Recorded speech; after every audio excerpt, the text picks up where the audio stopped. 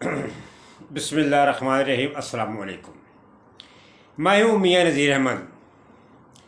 میں اللہ تبارک و تعالیٰ کی بارگاہ میں ہمیشہ دعا کرتا ہوں کہ میرے ناظرین کہیں بھی ہیں، اللہ تبارک و تعالیٰ ان کو اپنی رحمت کے سائے کے نیچے رکھے، اور میرے ناظرین کی جتنی بھی مشکلیں ہیں اللہ تعالیٰ ان کو آسان فرمائے۔ میں اس ہستی کے اوپر ارب و خربت و درود و سلام پیش کرتا ہوں جس ہستی کو اللہ تبارک و تعالیٰ نے پوری دنیا کے لیے رحمت للعالمین بنا کر بھیجا، لیکن ان کی تعریف جو ہے دنیا کی جتنے بھی شاہی اور جتنے بھی علم اکٹھے کر لیے جائیں تو ان کی شان بیان نہیں کر سکتے۔ لیکن اللہ تبارک و تعالیٰ نے اس ذات پاک کی جب پہچان کروائی تو جتنے بھی اللہ تبارک و تعالیٰ کے جتنے بھی نبی تھے، اللہ تبارک و تعالیٰ کے جتنے بھی انبیاء علیہ السلام تھے، ان سب کے آگے اس ذات کو جب کھڑا کر دیا تو دو لفظوں میں اللہ تعالیٰ نے ان کی شان کو بیان فرما دیا، جن کا نام ہے جناب محمد مصطفیٰ صلی اللہ علیہ وآلہ وسلم۔ ان کو کوئی مانے یا نہ مانے، لیکن اللہ تبارک و تعالیٰ نے پوری دنیا کے لیے ان کو رحمت للعالمین بنا کر بھیج دیا۔ میں دوستو، ہم جب کبھی چھوٹے ہوا کرتے تھے، ہمارا بچپن ہوتا تھا تو ہم ایک جملہ سنتے تھے تو ہم سمجھ نہیں پاتے تھے۔ اندھیر نگری اور چوپڑ راج کا جملہ جو ہے، جو آج کل ہم سب جانتے ہیں، لیکن ہمارا بچپن ہوتا تھا، ہمیں اتنا شعور نہیں ہوتا تھا۔ ہم سوچتے تھے کہ یہ کیا چیز ہے، اندھیر نگری چوپڑ راج یہ کیا چیز ہے۔ لیکن آج جب کہ اللہ تعالیٰ نے ہمیں شعور دے دیا ہے، ہم بڑے بھی ہو گئے ہیں، بلکہ بوڑھے ہو گئے ہم، تو ہمارے سامنے ہی یہ ہر چیز موجود ہے کہ اندھیر نگری اور چوپڑ راج جو ہے وہ کیا ہے۔ جیسے ہم سب جانتے ہیں کہ یہ جو 13-14 جماعتیں جو ہیں، یہ جو ایک مثلا گنڈوں کی جو جماعت اکٹھی ہوئی ہے، یہ 13-14 جماعتیں مل کر یہ ہمارے ملک کے اندر جنہوں نے ایک مثلا ہفڑا دفڑی مچا رکھی ہے، جو کہ کسی بھی ادارے کو ماننے کے لیے تیار نہیں ہے۔ تاریخ اٹھا کر دیکھ لو، انہوں نے کبھی بھی کسی ادارے کو کبھی انہوں نے تسلیم کرنے کی کوشش نہیں کی۔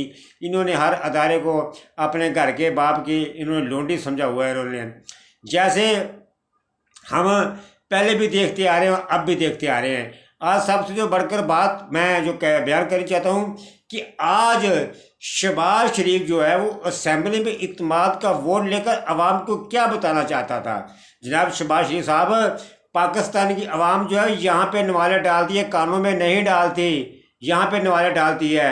کیا اعتماد کا ووٹ لے کر آپ پاکستانی عوام کو آپ کیا بتانا چاہتے ہیں؟ آپ کیا سمجھتے ہیں کہ پاکستانی عوام آپ لوگوں کی کرتوتیں جانتی نہیں ہیں؟ یہ جتنے بھی اعتماد کے ووٹ دینے والے ہیں، یہ سب ایک ہی چٹو بٹے ہیں، یہ سب ان کی داستانیں بڑی پڑی ہوئی ہیں۔ آج میں آپ کو ایک ایسی جماعت کا میں ذکر کرنے لگا ہوں جس جماعت کو میں نے خود پیدا ہوتے دیکھا اپنی آنکھوں سے، میری آنکھوں کے سامنے وہ پیدا ہوئے، جس کو ہم کبھی کسی دور میں ہم MKM کے نام سے ہم لوگ پکارا کرتے تھے۔ 1984 کے اندر میں کراچی شہر کے اندر محمد علی سوسائٹی میں مقیم تھا، کراچی نمبر 8 کے اندر۔ میرے ہوتے ہوئے یہ جو ہے MKM جو ہے یہ پیدا ہوئی۔ ان کا جو دائی، ان کی دائی تھی، جس کو پنجابی میں دائی کہتے ہیں، اردو میں اس کو نسل بھی کہہ دیتے ہیں۔ اس کی دائی اور اس کی نسل جو ہے وہ ضیاء الحق صاحب تھے۔ ضیاء الحق صاحب نے ان کو پیدا کیا۔ اس جماعت کو صرف اس لیے پیدا کیا کہ وہ ضیاء الحق صاحب چاہتے تھے کہ جو سندھ کے اندر جو پیپلز پارٹی کی جو مقبولیت ہے، پیپلز پارٹی کا یہ نام ختم ہو جائے، وہ یہ چاہتے تھے۔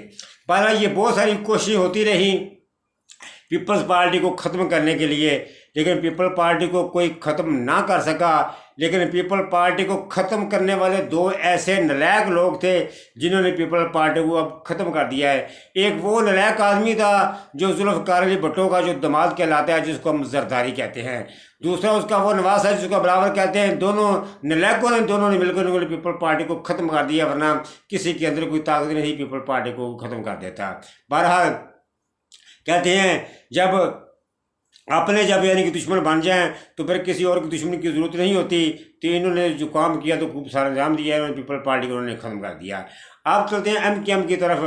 MKM وہ ایک وہ وقابر ٹولہ ہے یہ سب جو لوگ بیٹھے ہوئے ہیں یہ سب وہی لوگ بیٹھے ہوئے ہیں. جیسے میں نے کہا، میں پہلے بھی پروگرام میں کہہ چکا ہوں، میں 77 کے اندر میں کراچی شہر کے اندر مقیم تھا، اپنی چھوٹی سی عمر کے اندر ہی. یہ پارٹی جو ہے 1984 کے اندر یہ پیدا ہوتی ہے. تو ضیاء الحق صاحب جو ہے ان کے دائی ہوتے ہیں. تو جب یہ پیدا ہوتی ہے، پھر جب اس کی بربادی کا وقت آتا ہے، پھر ہم سب نے دیکھا پھر یہ کیسے یعنی کہ یہ بکھرتے ہیں. تو کیا ان کے ساتھ ہوتا ہے؟ کیوں کہ کہتے ہیں کہ دینے کے لینے پڑتے ہیں، جیسا کرو کہ ویسا بھرنا پڑتا ہے. اب جتنے بھی ان کے اندر آدمی بیٹھے ہیں، انہوں نے اپنے الگ الگ ٹولے بنائے ہوئے ہیں، لیکن یہ سب کے ساتھ وہی لوگ ہیں جو الطاف صاحب کے کہنے کے اوپر لوگوں کے ساتھ ظلم اور زیادتی کیا کرتے تھے. یہ سب کے ساتھ وہ ہیں. اب ان کی شروع سے لے کر ان کی تاریخ اٹھا کر دیکھو، تمہیں آپ کو پتہ چل جائے گا کہ یہ کیا چیز ہے، یہ کون سی یہ نسل ہیں. ان کا وہ حساب ہے کہ ایک دلہن جب اپنے شوہر کے ساتھ جھگڑا کر کے میکے چلے جاتی ہے، لیکن وہ میکے جا کے بھی اس کی نظر جو ہے پیچھے شوہر کی طرف ہی رہتی ہے کہ میرا شوہر آئے گا مجھے منا کے لے جائے گا. یہ جب بھی یہ کسی حکومت سے نکلتے تھے تو بس ان کا یہی حساب ہوتا تھا. یہ دلہن کی طرح روٹ کر میکے چلے جاتے تھے تو ان کا شوہر ان کو پیچھے منانے کے لیے چلا جاتا تو یہ فوراً آ جاتے تھے. ان کا شروع سے ان کا یہی حساب رہا ہے. یہ شام کو یعنی کہ انہوں نے حکومت کو چھوڑا تو صبح جان کر لیا، صبح چھوڑا شام کو کر لیا. ان کا کوئی دین مذہب نہیں ہے. ان کا یہ کبھی اپنی بات پہ یہ نہیں رہتے. اسی طرح یہ پی ٹی ایم کے اندر جتنے بھی لوگ موجود ہیں، یہ سب کٹھے کیوں ہوئے ہیں؟ اس لیے ایک اور بھی میں ناظرین ایک اور بھی میں مثال پیش کرتا ہوں. خدا کے لیے میں اپنے ناظرین سے کہتا ہوں کہ ہم جو بات کرتے ہیں، ہماری بات کرنے کا مقصد یہ ہوتا ہے کہ کسی کو پتہ چلے، کسی کو سمجھاتے ہیں، کسی کو پتہ چلے کہ ہم کسی کو کیا کہنا چاہتے ہیں اور یہ نالائق کیا کر رہے ہیں. ان کے لیے ایک اور بڑی مثال ہے. حالانکہ وہ جملہ تو پنجابی میں بنا ہوا ہے کہ تینوں کوئی لیندہ نہیں تو مینوں کوئی دیندہ نہیں. یعنی کہ ایک دلہن تھی، ایک لڑکی تھی، اس کو کوئی اور لیتا نہیں تھا تو وہ لڑکا تھا جو اس کو اور کوئی لڑکی دیتا نہیں تھا. ان کا وہی حساب ہے. یہ نہ کسی اچھے لیڈر کو یہ تسلیم کر سکتے ہیں تو نہ کوئی اچھا لیڈر ان کو اپنے ساتھ ان کو شامل کرنے کے تیار ہوتا ہے. یہ سب کے سب نالائق ہیں. یہ اپنی دکانداری دیکھا، دکانداری بنا کے یہ کیسے اسمبلی کے اندر بیٹھے ہوئے تھے.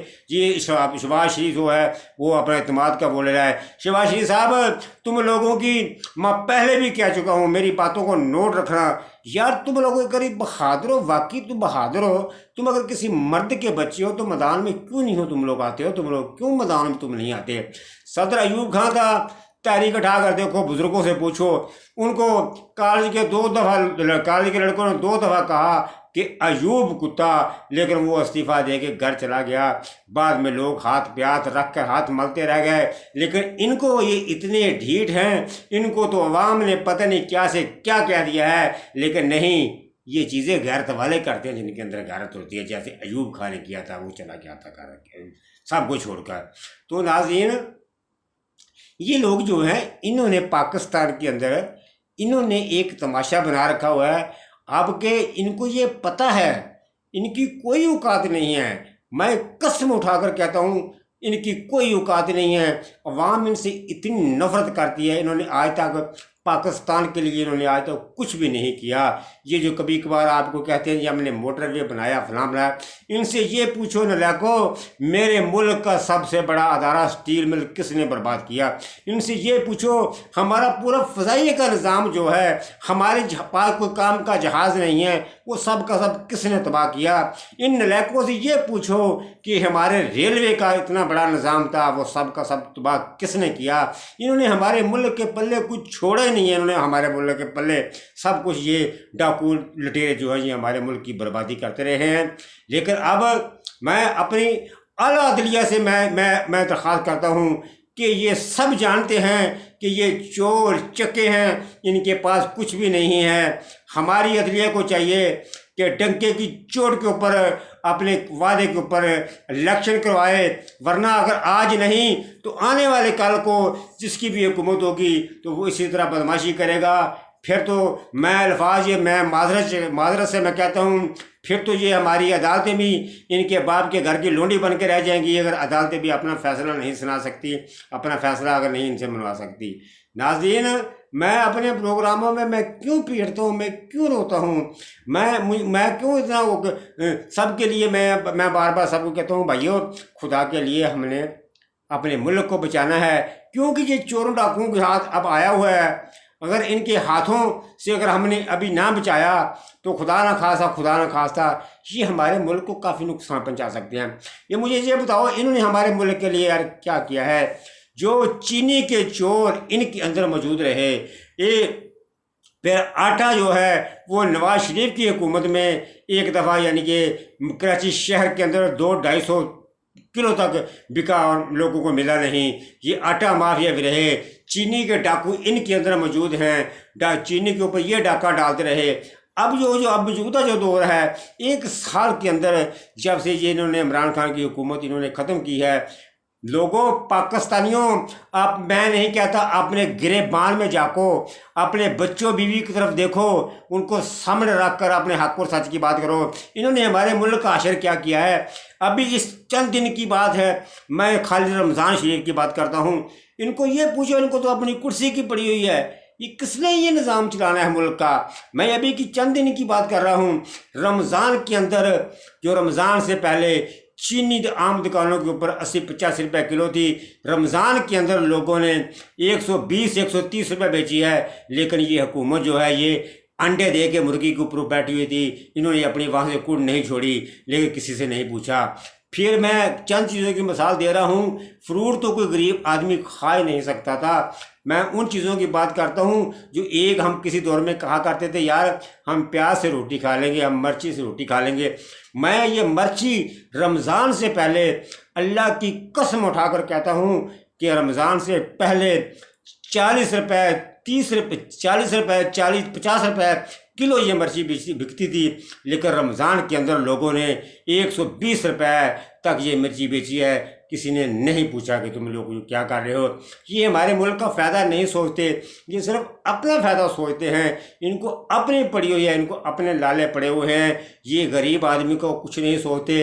یہ جب بھی کرتے ہیں یہ بدماشی کرتے ہیں اور یہ بکواس کرتے ہیں، کوئی غریب کا یہ بھلا نہیں کرتے، غریب کو تو یہ پاگل بناتے ہیں، غریب کو تو یہ بیوقوف سمجھتے ہیں، کہتے ہیں غریب آدمی تو ان کے گھر کی لونڈی ہے، غریب آدمی کو یہ کیا سمجھیں گے۔ اس لیے میں بار بار کہتا رہتا ہوں خدا را پاکستانیوں ہوش کے ناخن لو، ان سے جان چھڑواؤ، ان بدماشوں سے، ان بدماشوں سے جان چھڑانے کا ایک طریقہ ایک ہی ذریعہ ہے، وہ ہے الیکشن۔ ابھی ہم نے سنا وہ پچھلے دنوں میں اب وہ ان کے وہ فیصل آباد کے میری مونچھوں والی سرکار وہ فرما رہے تھے کہ ہم دونوں الیکشن جو ہیں ایک ہی وقت میں کروانا چاہتے ہیں ورنہ ملک کا نقصان ہو جائے گا۔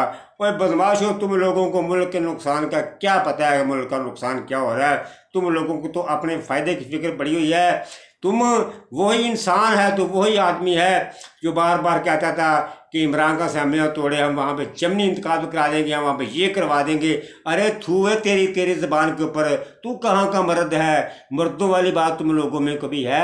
ابھی وہ طلال چودھری صاحب فرما رہے تھے کہ جس کو دیکھو کہ وہ ہر آدمی جو ہے وہ عمران خان کی حکومت ہی دیکھنا چاہتا ہے۔ ارے کیوں نہیں دیکھنا چاہتا؟ تم لوگوں کو پتہ سب کچھ، ہر آدمی جو ہے تم لوگوں کے خلاف کھڑا ہوا ہے۔ اگر کوئی آدمی تم لوگوں کے ساتھ کھڑا بھی ہوگا، لیکن میں یہ سمجھوں گا کہ یہ آدمی پاکستان کا دشمن ہے۔ پاکستانیوں، خدا کے لیے جیسے ہم اپنے گھروں کی حفاظت کرتے ہیں تو یہ پورا پاکستان ہمارا گھر ہے، ہم نے اپنے اس گھر کی حفاظت کرنی ہے۔ خدا کے لیے اکٹھے ہو جاؤ، مل جل کر اپنے پاکستان کو بچا لو۔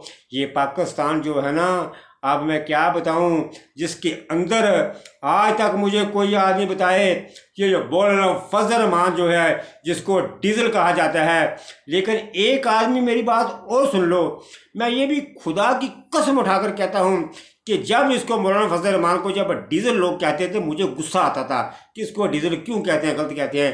میں کہتا ہوں اب تو خود میں بھی اس کو ڈیزل بولتا ہوں، کیونکہ یہ بندہ ہی نہیں ہے، یہ کوئی انسان ہی نہیں ہے۔ اس نے آج تک یہ جب سے حکومت کے اندر آیا ہے، اس نے کبھی مہنگائی کے بارے میں اس نے کبھی کوئی ایکشن لیا ہے، کبھی بائیکاٹ کیا ہے حکومت سے؟ نہ، یہ سب اپنے یہ مفادات دیکھتے ہیں، ان کو بس اپنی کرسیوں کی پڑی ہوئی، ان کو دکانوں کی پڑی ہوئی ہے، یہ کرسیاں ان کی دکانیں ہیں، ان کی دکانوں کو تالے نہ لگ جائیں، بس ان کو منافع چاہیے۔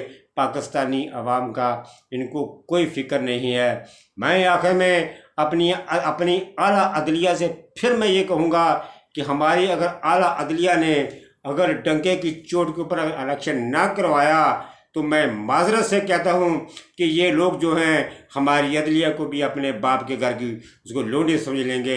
اس کے ساتھ میں اپنا پروگرام ختم کر دوں۔ دوستو، میں آپ کو یہ کہتا ہی رہوں گا، ہر انسان کو دنیا چھوڑ کے چلے جانا ہے، لیکن حشر کے میدان کے اندر صرف اور صرف سچ ہوگا اور حق ہوگا۔ یہ بادل جو ہے یہ مٹ جاتا ہے اور مٹ جائے گا۔ السلام علیکم ورحمۃ اللہ وبرکاتہ۔